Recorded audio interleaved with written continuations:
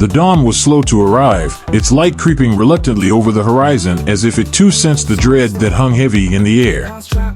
The sky was a dull, lifeless gray, thick with clouds that seemed to smother the sun's warmth. On the walls of Babylon, a cold wind blew, carrying with it the scent of distant fires, the promise of bloodshed. The city was unnaturally silent, the usual bustle of the early morning stilled by the tension that gripped its people.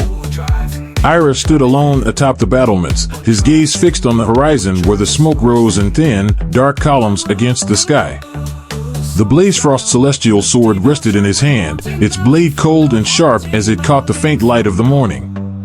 He could feel the sword's power thrumming through him, a steady, icy pulse that matched the rhythm of his own heart.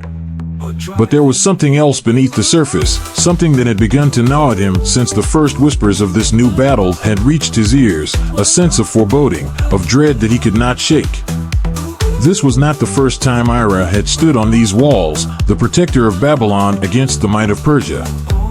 He had faced Cyrus's armies before, had seen the fury and power that the Persian Empire could bring to bear. But today felt different. The air was thicker, the shadows darker, and even the wind seemed to carry a weight of something unseen, something malignant.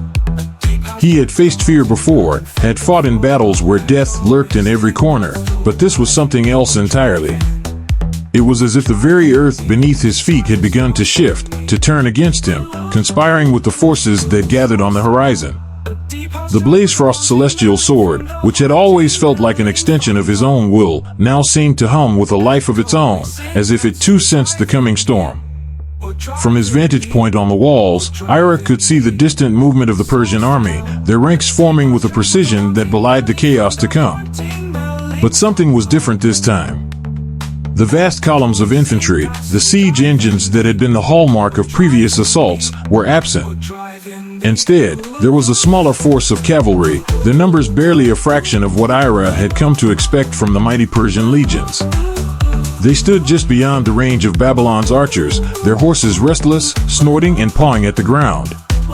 The men astride them were clad in dark armor that gleamed faintly in the dim light, their faces obscured by helmets that covered all but their eyes. Those eyes gleamed with a cruel, mocking light as they stared up at the walls of Babylon, their lips curling into sneers of disdain. Ira's grip tightened on the hilt of his sword as he watched them. There was something unnerving about their calm, their stillness in the face of the city's defenses. It was as if they were waiting for something, but what? The answer came in the form of a single rider who broke away from the main group, his horse galloping forward to within shouting distance of the walls. He wore no helmet, his dark hair streaming in the wind, his face twisted into a sneer of contempt as he called out to the defenders above. "Ira," he shouted, his voice carrying over the distance with a clarity that defied the wind. "Where are you, O mighty protector of Babylon? Have you fled already, like the coward you are? Or are you cowering behind these walls, too afraid to face us in open combat?" The taunt hung in the air, and for a moment, there was silence. Ira felt the eyes of his men on him, their gazes filled with anticipation, with the hope that their leader would respond in kind. But Ira remained still, his eyes fixed on the rider below. When no answer came, the rider spat on the ground, his sneer widening into a grin. "So this is the great Ira? A coward who hides behind walls, letting others die in his place? You should have stayed in the cradle, boy, for you are no warrior. You are nothing but a frightened child playing with a sword." The Babylonian soldiers lining the walls stirred at the insult, their hands tightening on their bows, their faces hardening with anger. But Ira raised a hand, signaling for them to hold their fire. He knew better than to be provoked by such words. This was a tactic as old as war itself, baiting the enemy, trying to lure them into a trap. But the fact that the Persians would resort to such crude methods told Ira something important. They were trying to goad him into making a mistake. A second rider joined the first, his laughter loud and mocking. Perhaps Ira is afraid. Perhaps he knows that he cannot stand against us, that his precious sword will shatter in the face of Persian steel. Come out, Ira. Come out and face your doom. The taunts continued, each one more venomous than the last. The riders began to circle below the walls, their voices rising in a cacophony of insults and jeers. They cursed Ira, his lineage, his people, calling him a traitor, a weakling, a fool who had led Babylon to the brink of destruction. They boasted of the Persian army's might, of how they would crush Babylon beneath their heels and leave nothing but ashes in their wake. Ira felt the anger boiling within him, the desire to leap from the walls and silence the jeering voices with a single stroke of his sword. But he forced himself to remain calm, to think, to see beyond the taunts and focus on the reality of the situation. The Persians were up to something more than a simple frontal assault. Their tactics had changed, and that meant danger. He turned his gaze from the riders below to the distant horizon, where the rest of the Persian army was positioned. The smoke still rose from their campfires, but there was little movement, no sign of the massive force that had attacked Babylon in the previous wars. It was as if they were holding back, waiting for something. What are they planning? The thought gnawed at him, the unease growing with each passing moment. He knew better than to underestimate the cunning of his enemy. Cyrus the Great was not a man to repeat the same mistake twice. The fact that the Persian king had already suffered 3 defeats at the hands of Babylon made him all the more dangerous. Desperation could drive men to madness, to strategies that defied reason and logic. But it was not just the Persians that worried Ira. It was the silence that lay beneath the taunts, the sense of something lurking just beyond the edge of perception. He could feel it, a presence that pressed against his mind like a weight, dark and malevolent. It was as if the very air around him had grown thick with malice, with a hatred that reached back through the centuries. He thought of Nemesis, the dark sorceress who had aligned herself with Cyrus, and a chill ran down his spine. She was out there, somewhere in the shadows, watching, waiting. He could almost sense her gaze, cold and calculating, like a predator observing its prey. She was the true danger, the force behind the Persian army's resurgence. And Ira knew, with a certainty that chilled him to the bone, that she was the architect of this new assault. But what was her plan? What was she waiting for? The taunts from the riders below grew more desperate, more vicious, as they tried to provoke a response from Ira. He could hear the frustration in their voices, the realization that their words were failing to have the desired effect. But Ira remained still, his mind racing as he tried to piece together the puzzle before him. And then, without warning, the taunts ceased. The riders fell silent, their horses shifting uneasily as if sensing something in the air. Ira watched them, his heart pounding in his chest, waiting for the next move, the next piece of the plan to reveal itself. One of the riders, the leader of the group, raised his hand, signaling to his men.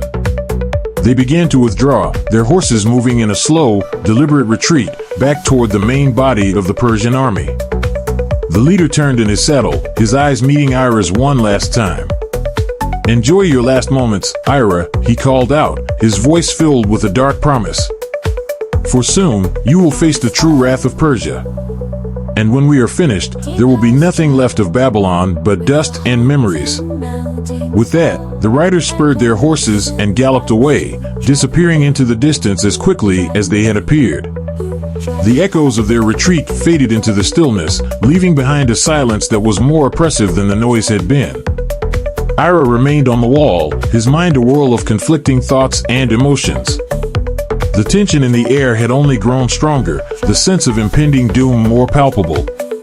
Something was coming, something terrible, and he could feel it drawing closer with every heartbeat.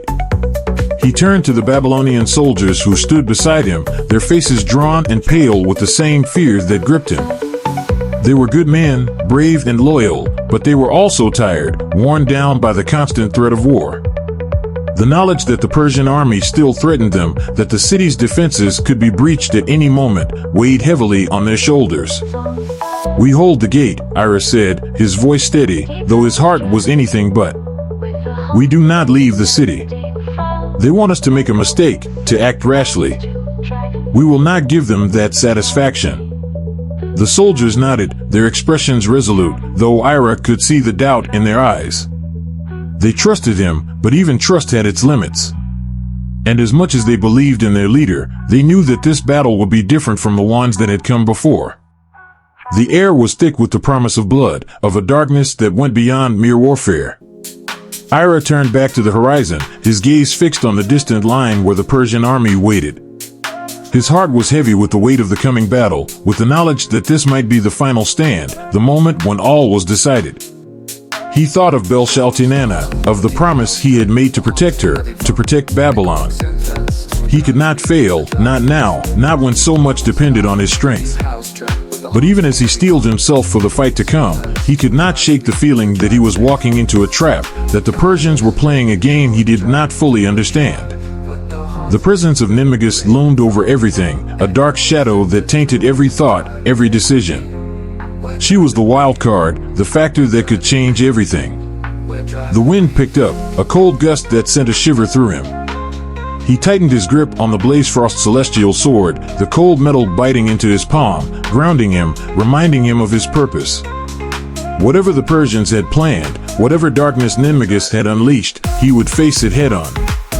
He would protect Babylon, no matter the cost. As the first light of dawn began to break through the clouds, casting a pale glow over the city, Ira knew that the time was near.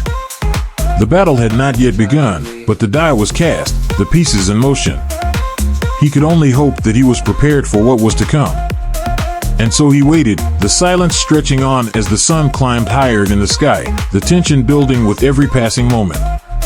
The calm before the storm, the quiet before the world exploded into chaos. In the distance, the Persian army began to move, a slow, deliberate advance that sent a ripple of fear through the hearts of those who watched from the walls. The time had come. Ira took a deep breath, his gaze never wavering as he prepared to face the darkness that awaited him. The battle for Babylon was about to begin, and he would be its defender, its last hope. But even as he readied himself for the fight, a part of him knew that this battle would be unlike any other, that the forces arrayed against him were not just men, but something far more sinister, far more dangerous. The frost and the fury. The horizon bled with the first light of dawn, casting a pale, sickly glow over the desolate landscape beyond the walls of Babylon. The tension that had simmered in the city through the night had reached a boiling point, each heartbeat of its people sinking with the silent dread that filled the air.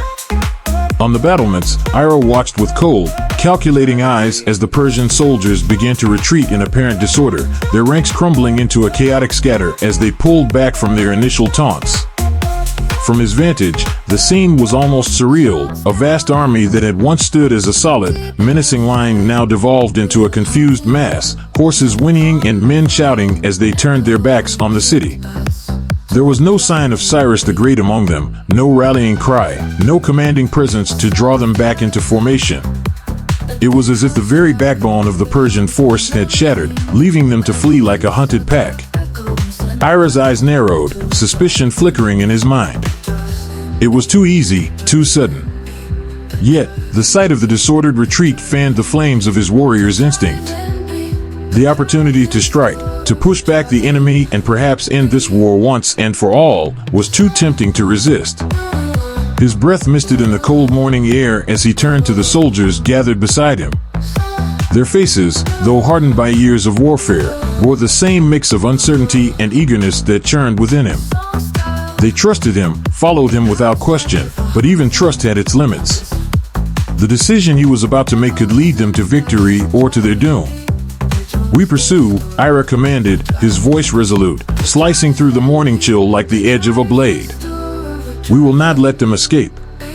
They retreat because they are broken, and we will finish what they started." A murmur of agreement rippled through the ranks of Babylonian soldiers, their hands tightening on their weapons as they prepared to follow their leader into what they hoped would be the final charge. Ira wasted no time. He swung himself onto the back of the black iron horse, feeling the cold, dark power of the steed beneath him, a power that had become an extension of his own. The city gates groaned as they were pulled open, and with a roar, Ira led the charge out of Babylon. The ground thundered beneath the hooves of the black iron horse as they galloped across the barren plain, the wind whipping at his face, the Blazefrost celestial sword clutched tightly in his hand. Behind him, the Babylonian soldiers followed, a wave of steel and determination that surged out to meet the fleeing Persians. But as they neared the retreating army, something shifted. The disarrayed mass of Persian soldiers began to part, moving to the sides with a precision that belied their earlier panic. A deep, gut-wrenching realization began to dawn on Ira as the center of the Persian force peeled away, revealing what had been hidden behind them. A wall of ferocious beasts stood waiting, their eyes glowing with a predatory hunger that sent a shiver down Ira's spine. Lions, tigers, leopards, and other wild creatures, beasts of legend, summoned from the depths of the earth by the dark power of Ninmagus, stood ready to pounce. The air around them crackled with the unnatural energy of magic, a tangible sense of menace that had been crafted with one purpose: to destroy. Ninmagus's trap had been sprung. The beasts did not wait. With a collective snarl that shook the ground, they surged forward, a wave of fur, teeth, and claws that rushed toward Ira with terrifying speed. The ground itself seemed to tremble beneath their charge, and the once clear air was filled with the sounds of their growls and the thunder of their paws. Ira barely had time to react before the first of the lions was upon him. He drew the Blazefrost Celestial Sword in a swift, practiced motion, releasing a wave of cold energy that rippled outward, freezing the air as it passed. The cold blast struck the leading beasts, slowing their advance but not stopping it.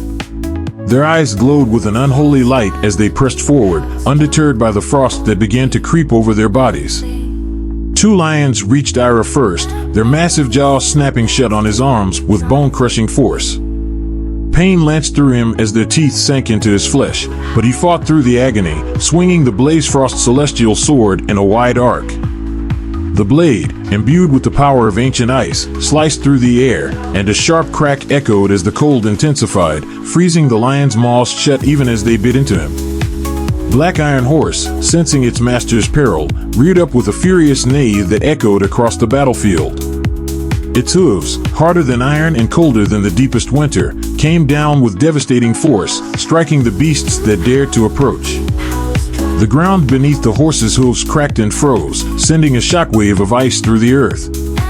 The surrounding beasts hesitated, their predatory instincts at odds with the unnatural cold that now seeped into their bones. But hesitation was not retreat, and the beasts soon recovered, their numbers swelling as more joined the fray.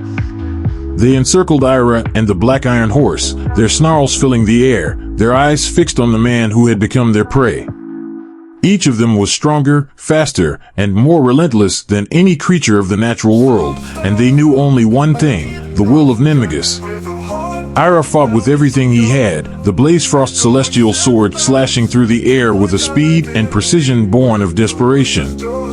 Each swing of the sword released waves of cold that thickened the air, forming layers of ice around him and his steed. The ice was a defense, a barrier against the onslaught of claws and fangs that sought to tear him apart. But for every beast he struck down, more took its place, their bodies pressing in closer, their eyes burning with the desire to rend him limb from limb. The cold was his ally, but it was also his curse. The frost that emanated from the sword grew more intense with each strike, until the very air around Ira was thick with freezing mist. The beasts began to slow, their movements sluggish as the ice crept over their bodies, seeping into their flesh. Some of them broke away, retreating from the unbearable cold, while others succumbed to it entirely, their bodies freezing solid before shattering into fragments of ice. But still, they came, driven by a force that cared nothing for self-preservation, nothing for the lives of the creatures it commanded. Ira's arms ached from the effort of swinging the sword, his breath coming in ragged gasps as the battle wore on. Blood from the lion's bite dripped down his arms, freezing in midair as it fell to the ground, creating a macabre trail of crimson ice. Despite his best efforts, the numbers were overwhelming. The beasts had him and the Black Iron Horse surrounded, their ranks seemingly endless. And the cold, as potent as it was, could not hold them at bay forever. A tiger lunged at Ira from the side, its claws extended, its jaws wide. He barely managed to bring the sword up in time, the blade cleaving through the creature's outstretched paw and sending a spray of blood into the air. The beast howled in pain, but it did not retreat. Instead, it pressed forward, determined to take him down even at the cost of its own life. More beasts followed, their attacks coming in a relentless barrage that forced Ira to retreat step by step. The Blazefrost Celestial Sword carved through them, leaving a trail of ice and death in its wake, but the sheer volume of attackers was too much. They were like a tide, a force of nature that could not be stopped, only delayed. As he fought, Ira became aware of a terrible silence behind him. A silence that spoke of death, of defeat. He risked a glance over his shoulder and saw the truth, a truth that sent a chill deeper than any frost through his heart. The Babylonian soldiers who had followed him out of the city were gone. Their bodies lay strewn across the battlefield, torn apart by the ravenous beasts, their blood staining the ground in dark, crimson patches. There were no survivors, no reinforcements, nothing but the carnage left in the wake of the monster's fury. Ira's heart sank, a weight of despair pressing down on him as he realized the full extent of his mistake. He had led them to their deaths, fallen for the trap that Ninmagus had so carefully laid. And now, he stood alone, surrounded by the very creatures that had slaughtered his men. The beasts sensed his moment of distraction, and they lunged, closing the distance with terrifying speed. Ira barely had time to react as a leopard sprang at him, its claws raking across his chest, tearing through his armor and drawing blood. He staggered back, pain flaring in his side, but he did not fall. He could not fall. Not now, not when everything depended on him. With a roar that echoed across the battlefield, Ira swung the Blazefrost celestial sword in a wide, sweeping arc, releasing a wave of cold that radiated outward in all directions. The air crackled with frost, the ground freezing beneath the feet of the beasts as the cold intensified to a level that even they could not withstand. The first layer of ice formed around Ira, a barrier that sent the nearest beasts skidding back as they attempted to breach it. But Ira did not stop. He knew that a single layer would not be enough to hold them back for long. He concentrated, channeling every ounce of his strength and willpower into the Blazefrost celestial sword. The blade responded to his command, humming with a fierce, ancient power as he drove it into the earth. A second layer of ice erupted from the ground, thicker and colder than the first. The temperature dropped sharply, the frost spreading out from Ira's position in a jagged, spiraling pattern. The beasts hesitated, their instincts screaming at them to retreat from the unnatural cold that threatened to freeze them where they stood. But the dark magic of Ninmagus compelled them forward, overriding their fear with a relentless drive to kill. The lions and tigers lunged at the barrier, their claws scraping against the ice with a sound that was more like metal on metal than flesh on ice. The cold was seeping into their bones, slowing their movements, but they pressed on, driven by the dark force that bound them. Ira could see the frost creeping over their fur, turning it white as the ice began to claim them. But the beasts were too many, their numbers overwhelming. The second layer of ice was already cracking under the strain, spiderweb fractures spreading out from the points where the creatures were attacking it. Ira could feel the pressure mounting, the cold demanding more from him, more than he had ever given before. He clenched his jaw, pushing through the pain that gnawed at his bones, and raised the Blazefrost celestial sword high above his head. The blade glowed with an ethereal light, the cold aura surrounding it intensifying until the very air seemed to freeze in place. Ira knew this was his last chance. If he failed now, Babylon would fall, and with it, everything he had fought to protect. With a final, desperate cry, Ira brought the sword down with all his strength, driving it into the earth with a force that shook the ground. The impact sent a shockwave of cold energy radiating outward, freezing everything in its path. The ground buckled, the ice erupting in jagged spikes that shot up from the earth, impaling the beasts that had come too close. A third layer of ice formed around Ira, thicker and stronger than the first two combined. The cold was so intense that it burned, the frostbite spreading like wildfire through the ranks of the beasts. Those closest to Ira were caught in the shockwave, their bodies encased in ice before they even had a chance to react. The frozen forms of lions, tigers, and leopards littered the ground, their eyes still glowing with that unholy light even as the life was extinguished from them. But still, more came. The lesser beasts hesitated, but a new wave of monstrous predators, bears, rhinoceroses, and wolves, charged forward, their bulk crashing against the ice barrier with a force that sent tremors through the ground. The ice groaned under the strain, the cracks spreading further, but Ira held firm. He could not afford to falter, not now. The black iron horse, sensing its master's peril, joined the fray with renewed fury. The mighty steed reared up, its hooves striking the ground with the force of an avalanche. The beasts that dared to come near were met with a kick so powerful that it shattered bones and sent them flying through the air. The cold emanating from the horse's breath added to Ira's power, the air around them freezing into a dense fog that obscured their forms, making them appear like specters on the battlefield. The bears, their fur matted with frost, tried to force their way through the barrier, but the cold was too much even for their massive bodies. The frost crept over their limbs, slowing them to a crawl before finally freezing them in place. The rhinoceroses, their thick hides cracking under the cold, charged with a mindless fury, but they too fell victim to the ice, their massive forms crashing to the ground with a final, resounding thud. Ira's vision blurred with exhaustion, his breath coming in ragged gasps as he fought to maintain the barrier. The Blazefrost celestial sword felt like a lead weight in his hand, the cold seeping into his very bones, threatening to consume him. But he could not stop, could not let the beasts break through. He could feel the last of his strength slipping away, the frost spreading up his arms, over his chest, numbing him to the core. But then, something shifted. The beasts hesitated, their movements faltering as the cold finally began to take its toll. The dark magic that drove them faltered, unable to withstand the sheer force of the cold that Ira had unleashed. One by one, they began to retreat, their snarls turning to whimpers as they fled from the ice that had claimed so many of their kin. The battlefield grew quiet, the sounds of the retreating beasts fading into the distance.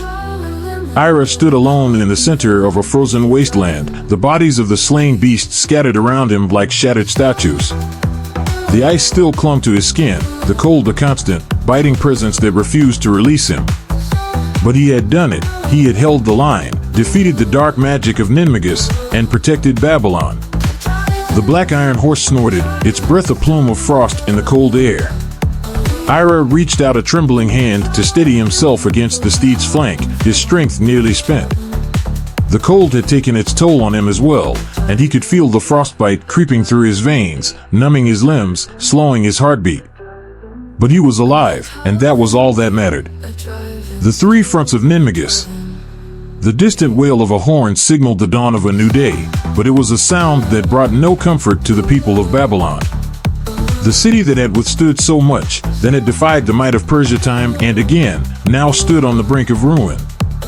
The sky above was heavy with dark clouds, as if mourning the blood that had already been shed and the devastation yet to come. The air was thick with the scent of fear, of death, and of something far older and darker, a malevolence that had been awakened by the dark sorcery of Ninmagus. Ira rode back toward the city, his breath visible in the frigid air, his heart heavy with the weight of the battle that lay ahead. The victory against the beasts had been hard won, but there was no time to rest.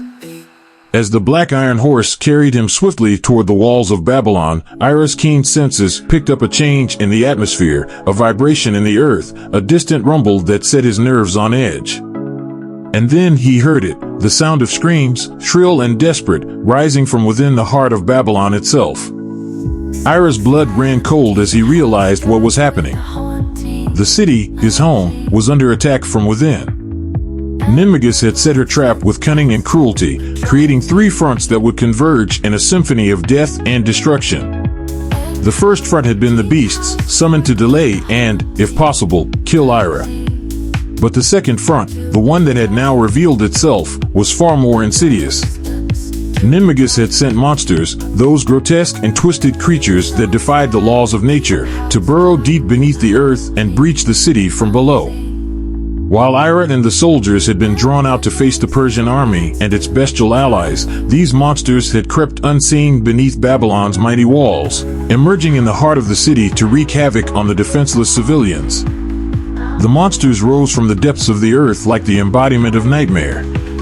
Their forms were a mockery of life, hulking brutes with limbs twisted at unnatural angles, their skin a patchwork of scales, fur, and rotting flesh. Their eyes glowed with a sickly yellow light, and their mouths were filled with jagged teeth, dripping with the blood of those they had already claimed.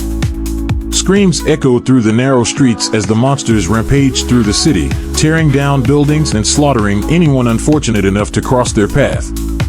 The soldiers who had remained within the city to protect the civilians fought valiantly, but they were no match for the sheer ferocity of the creatures. The monsters moved with unnatural speed, their strength overwhelming, their hunger insatiable. They crushed soldiers beneath their massive feet, ripped through barricades as if they were paper, and snatched fleeing civilians with their long, twisted arms, dragging them into the shadows where their screams were abruptly cut off. Blood flowed freely through the streets of Babylon, mixing with the dust and rubble of the city that was being torn apart from within. Amidst the chaos, a young soldier, barely more than a boy, stood his ground at a narrow alleyway, his sword trembling in his hand as he faced down one of the monsters. The creature towered over him, its foul breath washing over him like a wave of decay. But before it could strike, the boy felt the ground beneath him tremble, and with a roar, the street cracked open as another monster burst from below, dragging the boy into the abyss before he could even cry out. The massacre was relentless, a whirlwind of death that showed no signs of abating. The people of Babylon, once proud and defiant, were now fleeing in terror, their hopes of survival dwindling with each passing moment.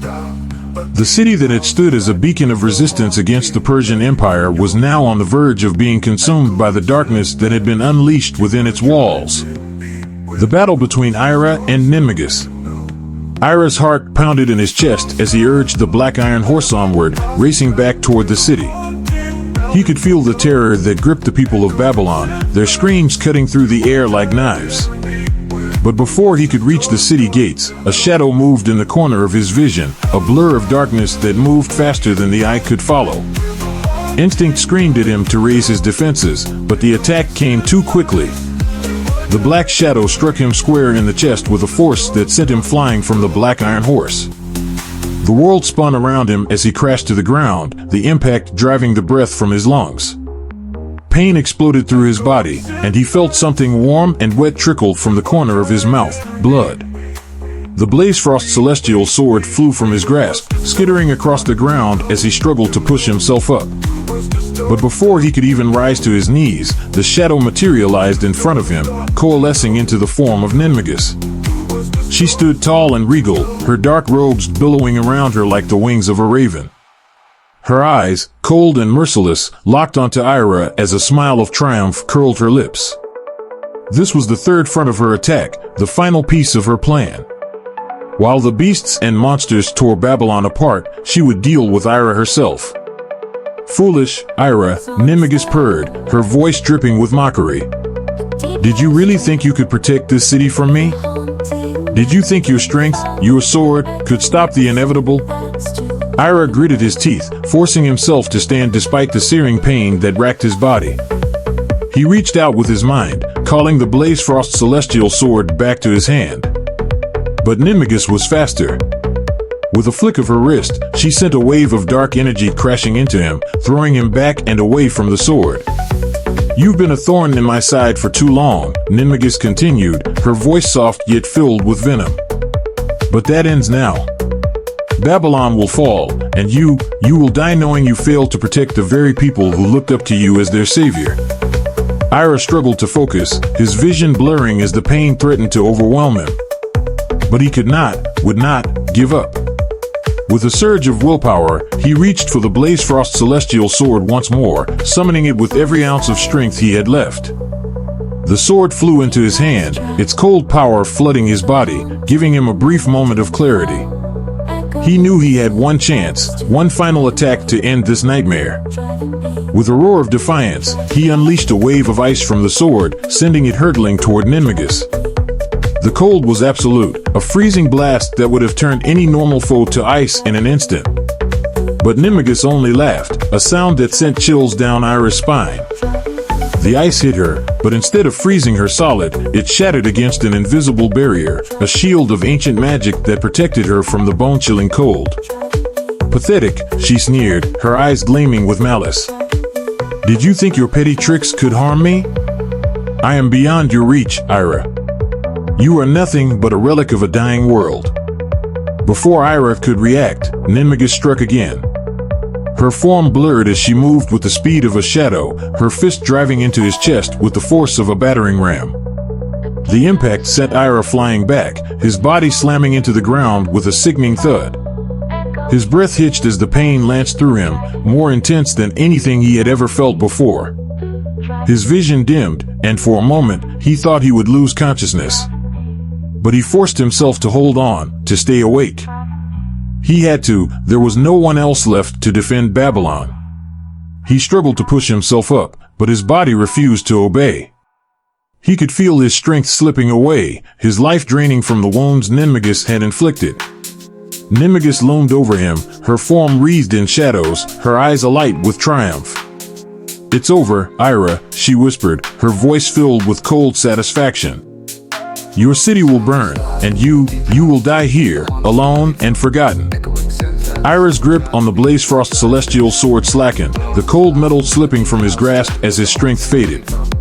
He could feel the life leaving him, the darkness closing in as his vision blurred and dimmed.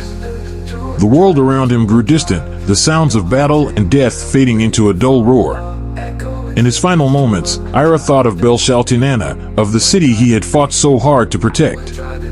He had failed them, failed to keep his promise. The last thing he saw before the darkness claimed him was Ninmagus' cold, mocking smile. The roar of the Black Iron Horse. Ninmagus watched as the life drained from Ira's eyes, her victory complete. She had done it. She had killed the one man who had stood in her way, the one who had defied her plans time and again. With Ira dead, there was nothing left to stop her. Babylon would fall, and she would see the city burn to the ground, its people slaughtered or enslaved. But as she turned to give the signal for the Persian army to advance, a sound reached her ears, a sound that made her blood run cold. The Black Iron Horse, Ira's loyal steed, stood over its fallen master, its eyes blazing with a fury that seemed to pierce the very heavens. The air around the mighty beast began to shimmer, a distortion of light and sound as the raw, primal energy that had been locked within it for so long began to surge to the surface. The cold that Ira had once channeled through his sword now pulsed through the Black Iron Horse, the icy mist swirling around it like a living thing. Ninmagus hesitated, her triumphant smile faltering as she felt the shift in the air. The ground beneath her feet began to tremble, a low, rumbling vibration that grew steadily stronger. She could sense the power gathering, a power that she had not anticipated, a power that defied her control. For the first time, a flicker of doubt crossed her mind as she realized that Ira's death had not ended the battle, it had only unleashed something far more terrifying. The Black Iron Horse reared back, its massive hooves crashing down onto the earth with a force that sent shockwaves through the ground. The sound that followed was not the cry of a mere animal, but a roar that reverberated through the very fabric of reality, a sound so primal, so ancient, that it seemed to call forth the fury of the gods themselves. It was a roar of rage, of grief, of defiance, and it echoed across the battlefield, carrying with it a power that shook the souls of all who heard it. The Persian soldiers, who had been poised to march forward at Ninmagus' command, froze in their tracks, their faces pale with fear. The roar of the Black Iron Horse filled the air, growing louder and louder until it seemed to drown out all other sound. The very sky seemed to darken in response, the clouds swirling as if in sympathy with the beast's grief. Ninmagus clapped her hands over her ears, her expression twisting in pain as the sound assaulted her. The ancient magic that had protected her from Ira's cold now seemed fragile in the face of this new, overwhelming force.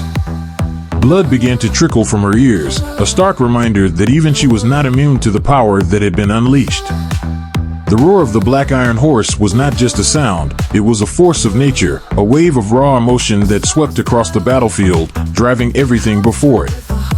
The ground cracked and split beneath the beast's hooves, sending jagged fissures racing toward the Persian army. The soldiers, once so confident in their victory, were now reduced to a panicked, fleeing mob, their discipline shattered by the sheer intensity of the sound that tore at their minds and hearts. Ninmagus staggered back, her vision blurring as the pain in her head grew unbearable. She had not expected this, had not foreseen the power that the Black Iron Horse could wield.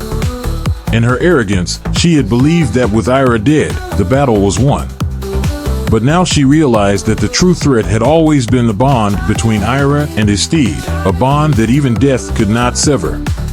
The beast's roar reached a crescendo, a piercing wail that seemed to split the very air. The Persian soldiers fell to their knees, clutching their heads in agony as the sound overwhelmed them. The few who managed to remain standing stumbled backward, their faces twisted in terror as they tried to flee from the source of their torment. But there was no escape. The roar of the black iron horse enveloped them all, a relentless wave of sound and fury that drove them to their knees.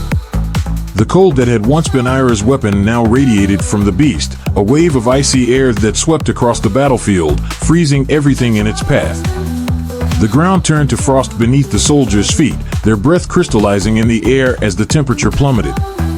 Ninmagus tried to summon her magic, to shield herself from the onslaught, but the roar was too powerful, too overwhelming. Her hands trembled as she tried to focus her energy, to create a barrier that would protect her from the force of the sound. But it was no use. The magic slipped through her fingers like sand, dissipating into the air as the roar of the black iron horse drowned out all thought, all will. In a final, desperate attempt to silence the beast, Ninmagus raised her hand and unleashed a blast of dark energy, aiming it directly at the black iron horse. The blast struck the beast squarely in the chest, but instead of weakening it, the energy was absorbed into the swirling vortex of cold and fury that surrounded the horse. The beast's eyes blazed even brighter, its roar intensifying as it fed on the dark magic, turning it into fuel for its wrath. Ninmagus cried out in pain as the feedback from her failed attack sent a shockwave of agony through her body. She staggered backward, her strength failing as the roar of the black iron horse continued to batter her senses. Blood now poured from her ears, her vision darkening as the pain grew too intense to bear. And then, just as it seemed that the roar would tear the very sky apart, it ceased. The sudden silence was deafening, a void that seemed to swallow all sound. Ninmagus fell to her knees, gasping for breath as the world spun around her. Her ears rang with the echoes of the roar, the pain still throbbing in her head like a drumbeat.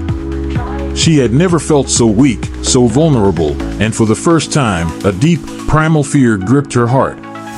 She looked up, her vision still blurred, and saw the black iron horse standing over Ira's lifeless body. The beast's eyes no longer blazed with fury, but with a deep, mournful sorrow. The cold that had surrounded it had receded, leaving only a thin layer of frost on the ground.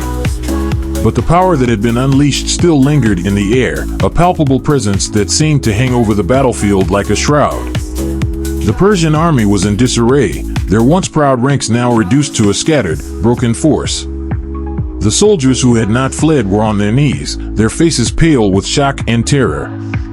The beasts that had once been their allies lay frozen in the frost, their bodies encased in ice, their eyes wide with the same fear that gripped the hearts of the living. The voice in the void. In the cold, still darkness of death, Ira drifted. His soul, once tethered to the mortal coil, now floated in an abyss that was neither here nor there. The world he had known, the city of Babylon, the roar of battle, the cold steel of his sword, had all faded away, leaving only silence. It was a silence that pressed in from all sides, a silence that swallowed thought and memory, leaving nothing but a sense of endless, empty drifting. And then, through the void, came a golden light. It was faint at first, a distant glimmer that barely registered in the vast emptiness. But as it grew brighter, the light began to fill Ira's body, warming the coldness that had taken root in his soul. The light was not harsh or blinding, but soft and comforting, like the first rays of dawn breaking through a long, dark night. Within the light, Ira felt something stir, a presence, ancient and wise, that seemed to watch over him with a kind of detached benevolence. The presence was not a being in the physical sense, but an essence, a voice that spoke not with words, but with thoughts and feelings that resonated deep within Ira's core. Ira, the voice called, its tone gentle yet powerful, like the whisper of the wind across a desolate plain. You are not dead, Ira. You are stronger than you think. Ira's soul, disoriented and confused, reached out toward the voice, seeking answers in the void. Who are you?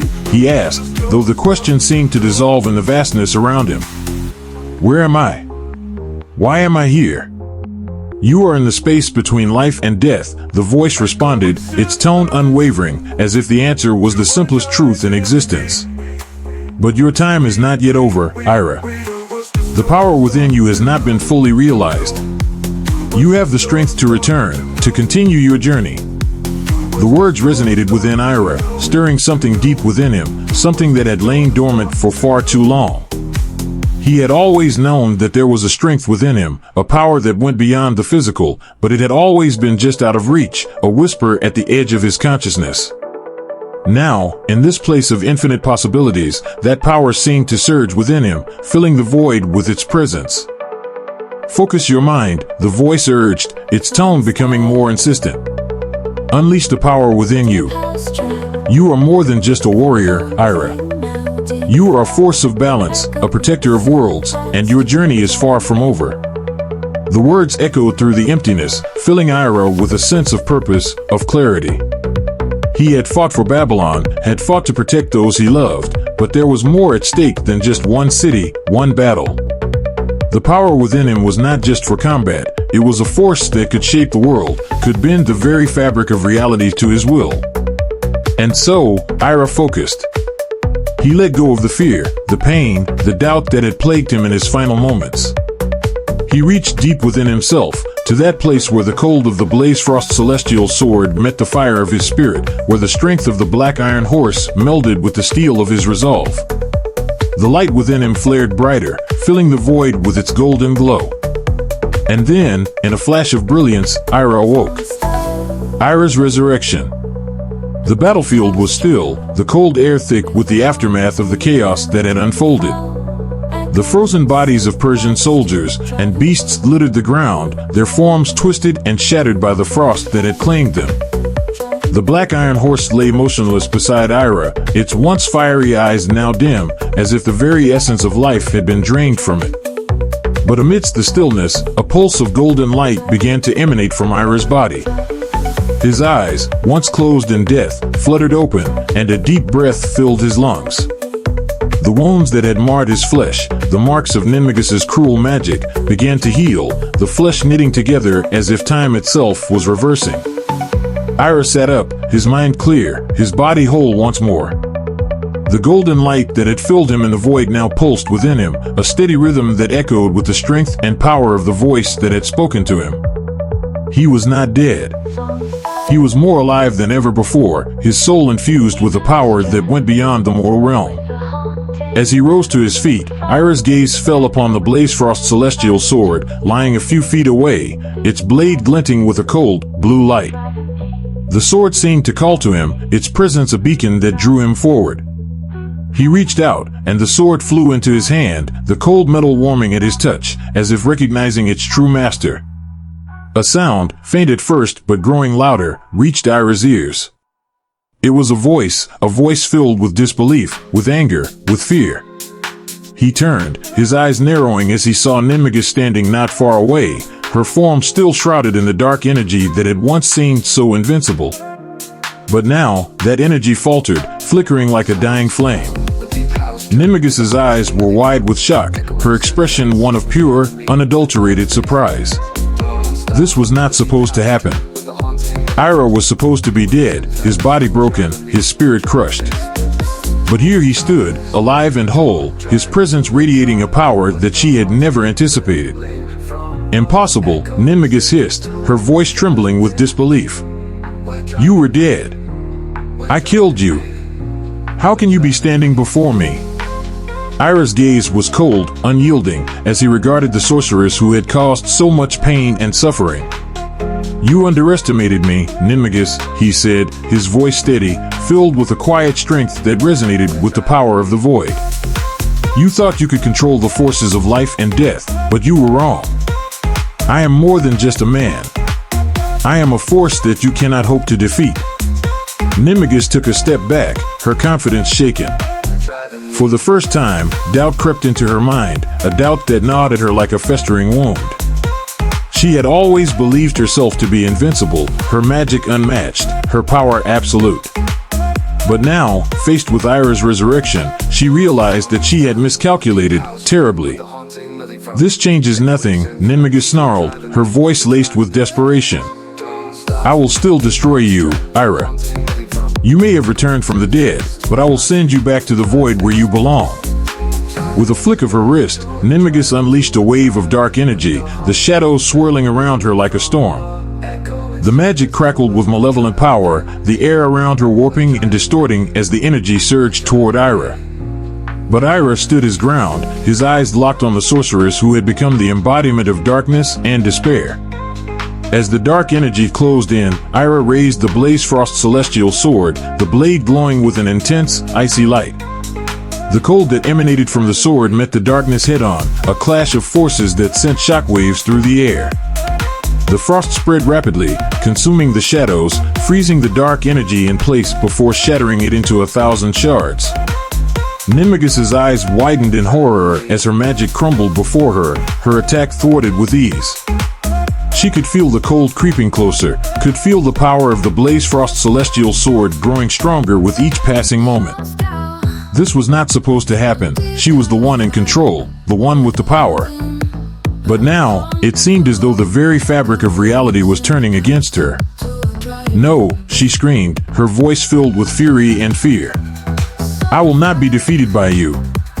I am Ninmagis, the master of darkness, the queen of the void. I will not be cast aside like some forgotten shadow." But Ira was relentless. He focused his mind, drawing on the power within him, the power that had been awakened by the voice in the void. With a single, fluid motion, he threw the Blaze Frost celestial sword, the blade spinning through the air with a deadly precision. Ninmagis barely had time to react.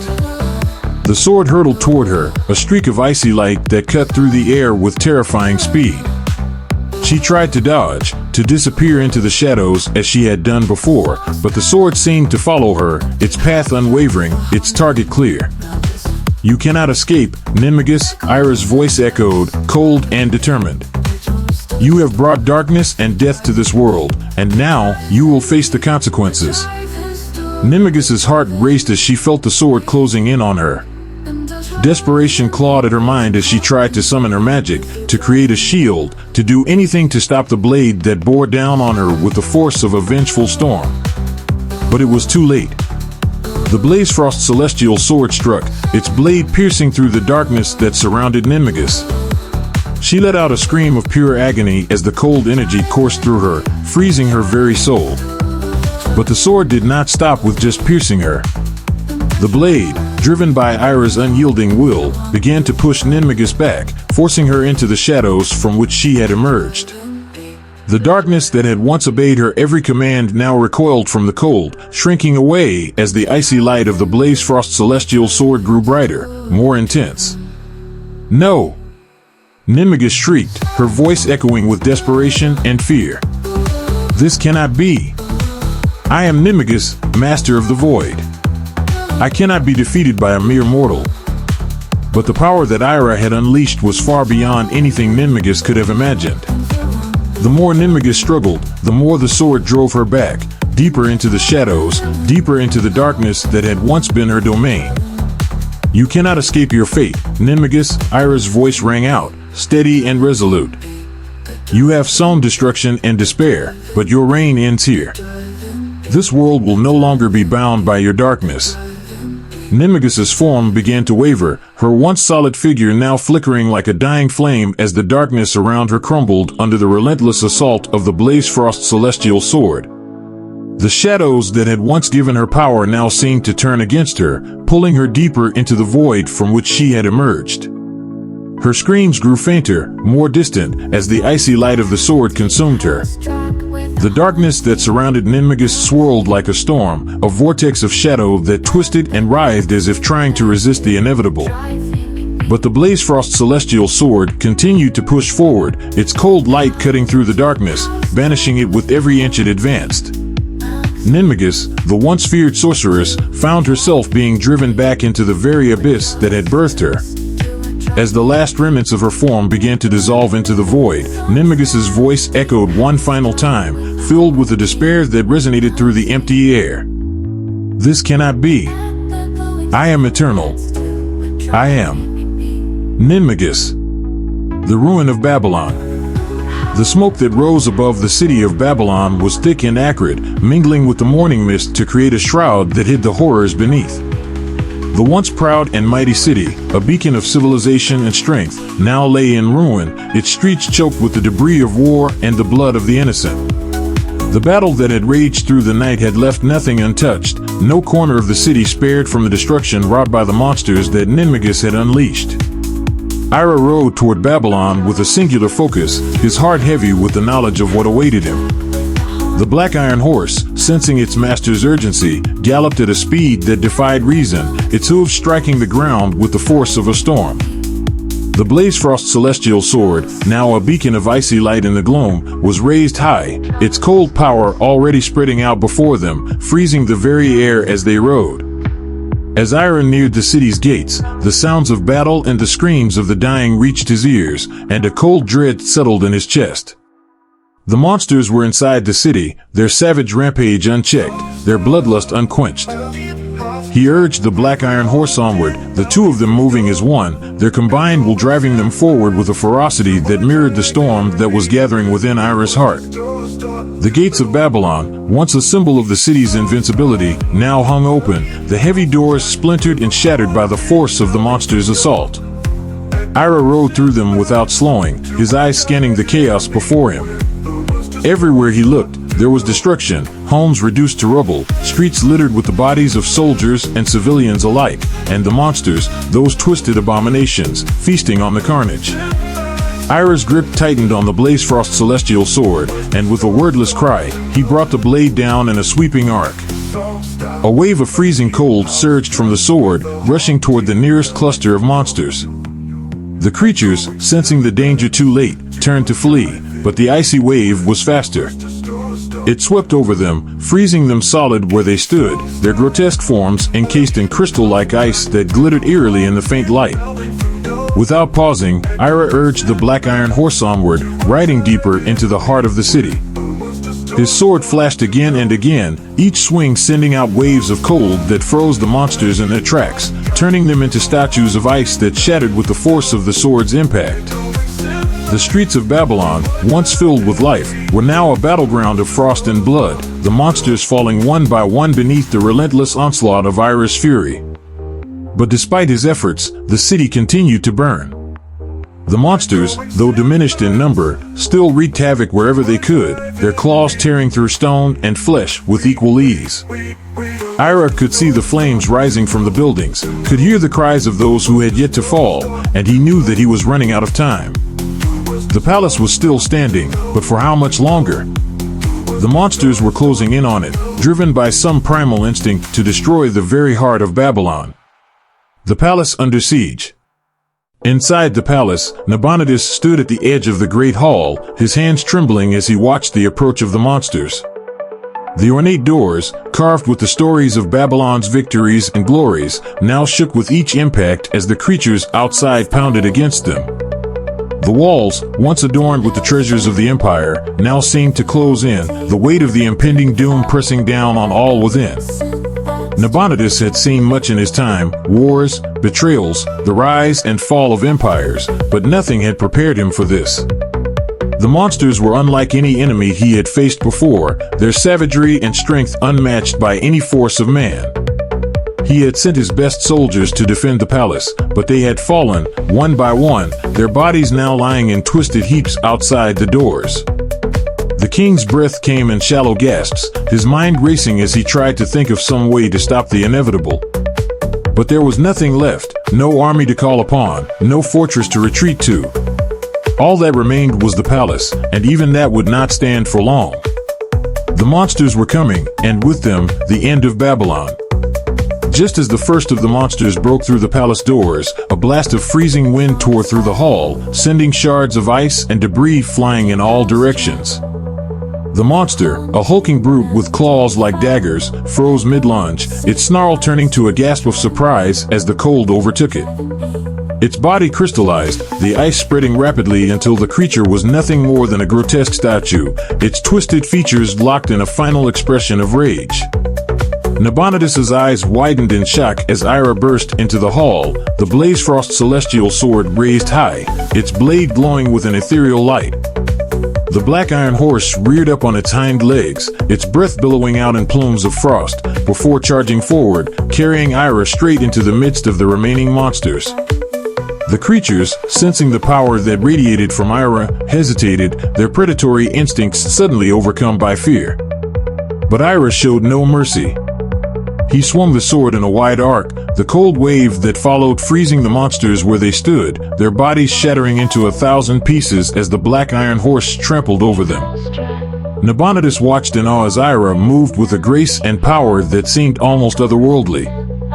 The monsters that had seemed invincible moments before were now nothing more than frozen carcasses, their forms reduced to icy rubble beneath the relentless assault of Ira's sword. But despite the victory in the palace, Ira could see that the battle was far from over. The city was still under siege. The monsters that remained were still causing chaos and destruction in the streets. The palace may have been saved, but Babylon itself was still in peril. With a final swing of the Blazefrost celestial sword, Ira dispatched the last of the monsters inside the palace, the cold wave from the sword freezing the creature before it could even take another breath. The hall was silent once more, the only sound the crackling of ice as the frozen remains of the monsters began to thaw. Ira turned to Nabonidus, who stood trembling at the far end of the hall. The king's face was pale, his eyes wide with a mixture of fear and relief. Ira could see the toll that the battle had taken on him, could see the fear that still gripped his heart. But there was no time for comfort, no time for words of reassurance. The battle was not yet won. "We need to secure the city," Ira said, his voice firm, though the weariness was clear in his eyes. "The monsters may be retreating, but they will regroup. We must find the remaining soldiers and defend what's left of Babylon." Nabonidus nodded, though his hand still shook. "Ira, I don't know how much more we can endure. The city, it's in ruins." Ira looked out at the devastation, at the flames still burning in the distance, at the smoke that choked the sky. He could feel the sadness creeping into his heart, the weight of the lives lost, the homes destroyed. But he could not afford to give in to despair. "Not now. We'll rebuild," Ira said, though his voice was tinged with sorrow. "But first, we must survive. The last stand." With a renewed sense of urgency, Ira and Nabonidus moved quickly through the palace, gathering the remaining soldiers and preparing for what was to come. The soldiers, though battered and weary, rallied at the sight of Ira, their spirits lifted by the presence of the man who had become their beacon of hope. Ira led them out of the palace, the black iron horse moving swiftly through the streets as they sought out the pockets of resistance that still remained. The monsters, those that had not been frozen by the Blazefrost celestial sword, were regrouping, their twisted forms moving through the city like a plague, searching for any signs of life to snuff out. But Ira was relentless. Each swing of the Blazefrost celestial sword sent out waves of cold that froze the monsters in their tracks, turning their ferocity into brittle ice that shattered beneath the hooves of the black iron horse. The soldiers fought beside him, their swords and spears flashing in the dim light, cutting down the creatures that dared to stand against them. The battle raged on, the sound of clashing steel and the roars of the monsters filling the air. The streets, once filled with the noise of daily life, were now a battlefield, the ground slick with blood and ice. The buildings, once proud and strong, were reduced to rubble, the homes of the people of Babylon now nothing more than hollow shells. But slowly, inexorably, the tide began to turn. The monsters, sensing that the tide was against them, began to retreat, their once unstoppable advance now faltering in the face of Ira's unyielding resolve. The cold that emanated from the Blazefrost celestial sword was like a wall of ice, driving the creatures back, freezing them where they stood. The streets of Babylon, once filled with terror, were now littered with the frozen remains of the monsters that had sought to destroy the city. The soldiers, though exhausted, pushed forward, their spirits lifted by the sight of Ira leading the charge. They fought with renewed vigor, their swords flashing in the dim light as they carved through the last remnants of the monstrous horde. The once unstoppable tide of destruction began to falter, and then, slowly but surely, it broke. Ira, his resolve hardened by the devastation around him, continued to lead the charge. Each swing of the Blazefrost celestial sword unleashed a cold so intense that it froze the very air around it, creating a barrier of frost that the monsters could not penetrate. The creatures that had once seemed invincible now fell before him like brittle leaves in the wind, their grotesque forms shattering as the cold claimed them. The black iron horse moved with a speed and grace that belied its size, its hooves striking the ground with a force that sent shockwaves through the earth. It seemed almost as if the horse understood the gravity of the situation, its every movement in perfect sync with Ira's commands. Together, they were an unstoppable force, a storm of ice and steel that swept through the streets of Babylon, purging it of the darkness that had taken hold. As they pushed deeper into the city, Ira's mind raced. The destruction was overwhelming, the city he had once called home reduced to little more than rubble and ash. But he could not afford to dwell on the loss, not yet. The monsters still roamed the streets, and as long as they did, there was work to be done. Suddenly, a shriek pierced the air, a sound so raw and filled with terror that it cut through the chaos like a blade.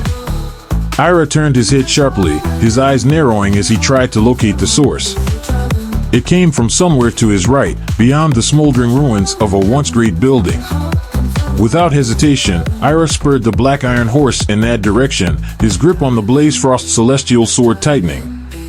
The sight that met him as he rounded the corner was one that would haunt him for the rest of his days. A group of civilians, women, children, and the elderly had taken refuge in what remained of a large stone structure, perhaps once a temple or a marketplace. The walls were partially collapsed, leaving them exposed and vulnerable. A massive monster, larger than any Ira had faced that day, was bearing down on them, its maw wide open, revealing rows of jagged teeth. Its skin was a patchwork of scales and matted fur, its eyes glowing with a malevolent hunger. The civilians screamed as the beast lunged, its claws outstretched to tear them apart. But before it could reach them, Ira was there, his sword raised high. With a shout that echoed through the ruins, he brought the Blaze Frost celestial sword down in a mighty arc. The blade connected with the monster's head, and a shockwave of cold erupted from the point of impact. The creature's roar of rage turned into a howl of agony as the cold spread rapidly through its body, freezing its flesh and bone. It tried to claw at Ira, but the movement was sluggish, its limbs stiffening as the ice took hold. Within seconds, the monster was frozen solid, its massive form encased in a thick layer of frost. Ira didn't stop to admire his handiwork. He urged the black iron horse forward, pushing past the frozen beast and placing himself between the civilians and any remaining threats. His eyes scanned the surroundings, searching for any sign of movement, any hint of danger. But for the moment, it seemed that the area was clear. The civilians stared at him with wide, fearful eyes, their bodies trembling from the cold and the terror of what they had just witnessed. Ira turned to them, his expression softening slightly as he lowered his sword. "You're safe now," he said, his voice calm despite the turmoil raging inside him. "But you need to get out of the city. Find somewhere to hide until this is over." One of the women, her face streaked with dirt and tears, nodded shakily. "Thank you," she whispered, her voice barely audible. "Thank you, Ira." Ira nodded once, then turned his attention back to the task at hand. There was no time to waste. He needed to ensure that the remaining monsters were dealt with before they could cause any more harm. With a final glance at the civilians, he spurred the black iron horse onward, moving deeper into the city. The aftermath of the battle. The battle continued for what felt like hours, but in reality, it was over much more quickly. The last of the monsters, sensing that their end was near, had fled the city, burrowing into the ground and vanishing into the shadows from whence they had come. The streets of Babylon, once filled with the sounds of life and prosperity, were now eerily silent, the only noise the crackling of flames and the distant wails of the wounded. Ira stood at the center of the devastation, his chest heaving with exhaustion, his mind numb from the horrors he had witnessed. The Blaze Frost celestial sword, still gripped tightly in his hand, no longer glowed with its usual intensity, the cold within it subdued, as if in mourning for the city that had been all but destroyed. The black iron horse, its flanks streaked with blood and frost, stood beside him, its head lowered. The bond between them, forged in battle and strengthened by their shared purpose, was now tinged with sorrow. They had fought valiantly, had done all they could, but the cost had been too high. As the first light of dawn broke over the horizon, the full extent of the destruction became clear. Babylon, once a jewel of the ancient world, was now a landscape of rubble and ash. The great walls that had once protected the city were breached and crumbling, the homes of its people reduced to little more than charred remains. The streets, once bustling with activity, were now littered with the frozen corpses of monsters and the shattered lives of those who had fallen. Ira's heart ached as he looked upon the ruin before him. The city he had sworn to protect, the place that had once been a symbol of strength and resilience, was now a graveyard. The echoes of the battle still lingered in the air, a haunting reminder of the lives that had been lost and the devastation that had been wrought. As the sun began to rise, its light weak and pale through the lingering smoke, Ira dismounted the black iron horse. His legs felt heavy, his body weighed down by the exhaustion of battle and the grief that clung to him like a shroud. He sheathed the Blazefrost celestial sword, its icy glow dimming as it rested at his side. The survivors began to emerge from their hiding places, their faces etched with shock and disbelief as they surveyed the ruins of their once proud city.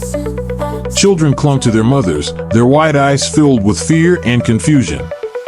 The elderly hobbled forward, their steps unsteady as they sought out familiar faces among the debris.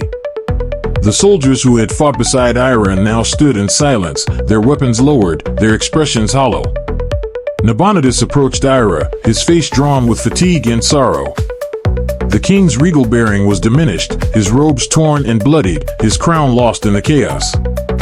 Yet there was a determination in his eyes, a glimmer of hope that refused to be extinguished. Ira, Nabonidus said quietly, his voice heavy with the weight of their shared loss. We owe you our lives. Without you, the city would have fallen completely. But there is nothing left. Babylon is. Babylon is not just its walls, Ira replied, his voice steady despite the sorrow that gnawed at him. It's the people. Those who survive, they will rebuild. We will rebuild. Nabonidus nodded, though the doubt in his eyes was clear. But at what cost? So many are dead. So much has been lost. Ira looked around at the destruction, at the bodies strewn across the streets, at the smoldering ruins of what had once been homes and temples. The weight of the loss pressed down on him, but he knew that he could not allow it to crush him. Babylon had fallen, but it had not been destroyed. As long as there were people willing to fight for it, to rebuild it, there was still hope. We'll mourn our dead, Ira said, his voice firm. But we cannot let this defeat us. Babylon has endured for centuries. It will endure this. The king's eyes searched Ira's face, and for a moment, he seemed to draw strength from the younger man's resolve. You are right, Nabonidus said, though the words seemed to cost him. We must be strong, for the sake of those who are left. Together, they walked through the ruined streets, gathering the survivors and organizing the remnants of the city's defenses. The soldiers who had survived the battle began to help clear the debris, searching for any who might still be alive beneath the rubble. The air was thick with the smell of smoke and death, but amid the destruction, there was a glimmer of hope, a determination to survive, to rebuild, to honor the memory of those who had fallen. The weight of loss. As the day wore on, the full extent of the devastation became apparent. Entire neighborhoods had been reduced to ash, their streets choked with the bodies of the dead. The great temples of the gods, once the pride of Babylon, now lay in ruins, their stone columns toppled, their sanctuaries desecrated by the monster's rampage. The river that had once brought life to the city now ran dark with blood, its waters fouled by the bodies of the fallen. But despite the overwhelming loss, there was a resilience in the people of Babylon. Those who had survived the night's horrors banded together, helping each other to bury the dead, to salvage what they could from the wreckage, to begin the long, arduous process of rebuilding. There were people who had known hardship before, who had faced the worst the world could throw at them and had survived. This time would be no different. Ira moved among them, offering what comfort and aid he could, though his heart was heavy with grief. Every face he saw, every body he passed, was a reminder of the cost of the battle, of the lives that had been lost in the defense of the city. He had fought with all his strength, had given everything he had, but it had not been enough to save them all. The guilt gnawed at him, a constant reminder of his own limitations. he found himself drawn back to the palace, to the hall where he had faced the last of the monsters. The bodies of the creatures lay where they had fallen, their twisted forms now shattered ice. The air was still cold, the frost from the Blaze Frost celestial sword lingering in the shadows. Ira stood in the center of the room, his thoughts heavy as he surveyed the aftermath. It was here, in this very hall, that the fate of Babylon had been decided. He had saved the palace, had driven the monsters back, but the victory felt hollow. The city was in ruins, its people broken. The war had been won, but the cost had been too great. A soft sound drew Ira's attention, and he turned to see Belshazzar standing in the doorway. Her once pristine robes were stained with ash and blood, her face pale and drawn. But there was a strength in her eyes, a quiet determination that mirrored Ira's own. "Ira," she said softly, her voice carrying the weight of their shared grief. "The people, they are looking to you. They need someone to lead them, to show them that there is still hope." Ira met her gaze, his heart heavy with the burden of leadership. He had never sought power, had never desired to be a leader. He was a warrior, a protector, but now, in the aftermath of the battle, he found himself thrust into a role he had never wanted. "They need you as well," Ira replied, his voice quiet. "You are the daughter of Nabonidus, the one they look to for guidance. Together, we can help them rebuild." Belshazzar nodded, though there was a sadness in her eyes that mirrored Ira's own. "We have lost so much," she said, her voice tinged with sorrow. "But we cannot let this defeat us. We must be strong, for those who are left." Ira reached out, taking her hand in his. Her fingers were cold, trembling slightly, but she did not pull away. Together, they stood in the ruined hall, two figures in the midst of the devastation, united in their determination to rebuild what had been lost. The dawn of rebuilding. As the sun began to set, casting long shadows across the ruined city, the people of Babylon gathered in the central square. The fires that had raged throughout the day were finally beginning to die down, the smoke rising into the evening sky like the ghosts of the dead. The square, once a place of celebration and commerce, was now a gathering place for the survivors, a place where they could mourn their losses and find comfort in each other's presence. Ira and Nabonidus stood before the crowd, their faces marked by exhaustion and grief. But there was a resolve in their eyes, a determination to see Babylon rise from the ashes, to honor the memory of those who had fallen by ensuring that the city would endure. "We have faced a great darkness," Nabonidus began, his voice carrying across the square. "Our city has been ravaged, our people slaughtered. But we are not defeated. Babylon will rise again, stronger than before. We will rebuild, brick by brick, stone by stone. We will honor the memory of those who have fallen by ensuring that their sacrifices were not in vain." The people listened in silence, their faces a mix of grief and determination. They had lost so much, but they were not broken. They were survivors, and they would see Babylon rise again. Ira stepped forward, his gaze sweeping over the crowd. "We have fought and bled for this city," he said, his voice steady and strong. "We have lost loved ones, friends, family. But we are still here. And as long as we stand together, as long as we refuse to give in to despair, Babylon will endure." A murmur of agreement rippled through the crowd, a sign that the people of Babylon were ready to begin the long, difficult task of rebuilding. They were a proud people, and they would not be defeated by the darkness that had threatened to consume them. As the crowd began to disperse, Ira remained in the square, his thoughts heavy. The battle was over, but the war was not won. There were still threats out there, still forces of darkness that would seek to destroy all that they had fought to protect. But for now, they had a moment of peace, a chance to rebuild and to mourn their losses. Belshazzar joined him, her presence a comforting one. Together, they looked out over the city, at the ruins that had once been their home, and they knew that there was much work to be done. But they were not alone. "We will rebuild," Ira said quietly, his voice filled with determination.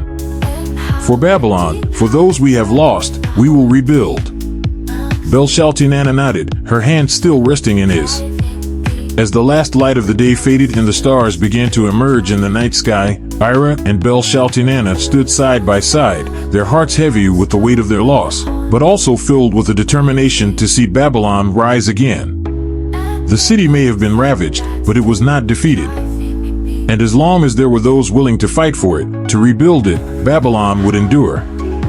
The night was quiet, the fires finally extinguished, and in that stillness, there was a sense of hope. The darkness had come, but it had not won. Babylon would rise again, and its people would see to it that the city would stand strong once more.